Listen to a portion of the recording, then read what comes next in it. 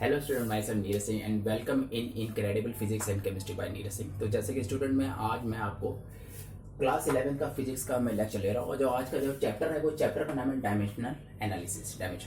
तो जैसे कि स्टूडेंट में आप लोग जानते हैं कि फिजिक्स में आप लोगों को इससे पहले वाले चैप्टर में पता था कि there are 7 types of fundamental quantities. क्या बोला मैंने? 7 टाइप्स ऑफ फंडामेंटल क्वांटिटी, जैसे कि mass, length, time, electric current, thermodynamic temperature, luminous intensity and amount of substance. तो ये सातों जो हमारे फंडामेंटल क्वांटिटी, इनके डायमेंशनल सिंबल्स हम लोगों ने बनाए हैं। तो इनको बोलते हैं 7 डायमेंशंस ऑफ द वर्ल्ड।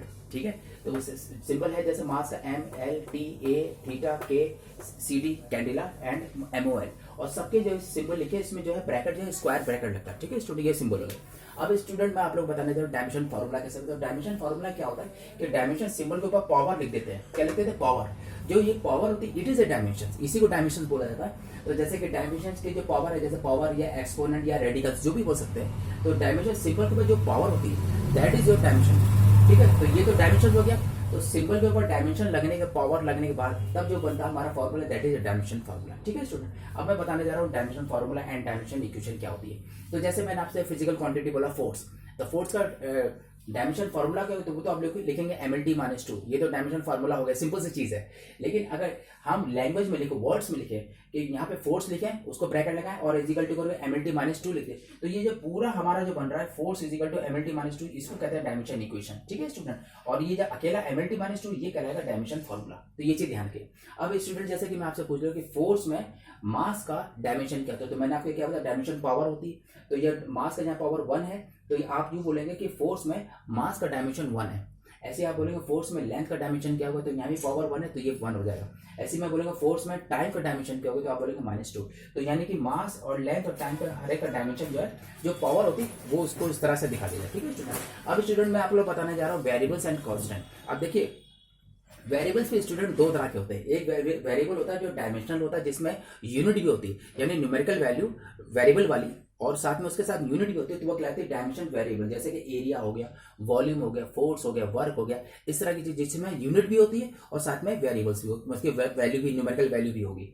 और डायमेंशन लेस में क्या होगी? न्यूमेरिकल वैल्यू तो होगी, न्यूमेरिकल वैल्यू होगी, लेकिन यूनिट नहीं होगी। ध्यान रखिए, क्या बोला मैंने? यूनिट नहीं होगी। तो यूनिट होगी that is a dimensionless variables है। तो डायमेंशनल वेरिएबल जैसे कि एंगल हो गया, सॉलिड एंगल है, स्ट्रेन है, स्पेसिफिक ग्रेविटी, ये वो फिजिकल क्वांटिटी जो कि डायमेंशनलेस है। इनमें क्या है? न्यूमेरिकल वैल्यू वेरिएबल में है लेकिन यूनिट नहीं है। ठीक है, अब मैं स्टूडेंट बताने जा रहा हूँ टाइप्स ऑफ कांस्टेंट। तो टाइप्स ऑफ कांस्टेंट, कांस्टेंट भी दो तरह के होते हैं।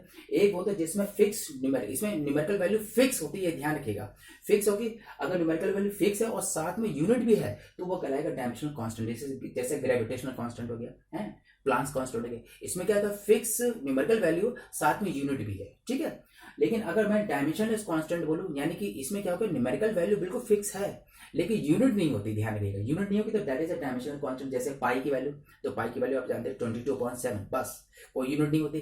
तो ये जो पाई है it is a dimensionless constant हो गया। ऐसे नेचुरल लॉग हो गया या एवोगाड्रो नंबर हो गया। एवोगाड्रो नंबर में नंबर बिल्कुल फिक्स होता है लेकिन कोई यूनिट नहीं होती। ठीक है, तो ये डायमेंशनल कांस्टेंट होता है। तो स्टूडेंट मैंने आपको आज आपको types of variables and types of constant बता दिया, और ये मैंने 7 डायमेंशंस ऑफ द वर्ल्ड आपको मैंने पूरा स्टडी करके बताया था, डायमेंशन फार्मूला थे। इसके आगे के जो लेक्चर में आपको नेक्स्ट लेक्चर में इसके आगे डायमेंशन फार्मूले का मैं चैप्टर का और आगे पढ़ाऊंगा। ठीक है, अगर स्टूडेंट आपको मेरा लेक्चर अच्छा लगे तो इसे लाइक कर दे, सब्सक्राइब कर दे, बेल आइकन फॉर नोटिफिकेशन दबा दीजिएगा। और स्टूडेंट अगर आपके जो जान पहचान को उनको भी आप मेरा ये लिंक भेज दीजिएगा, जिससे कि उनको भी ये फायदा करे। और हाँ स्टूडेंट 11-12 के जो स्टूडेंट फिजिक्स केमिस्ट्री मुझसे पढ़ना चाहते हैं वो मुझसे कॉन्टैक्ट कर सकते हैं। Okay, bye bye.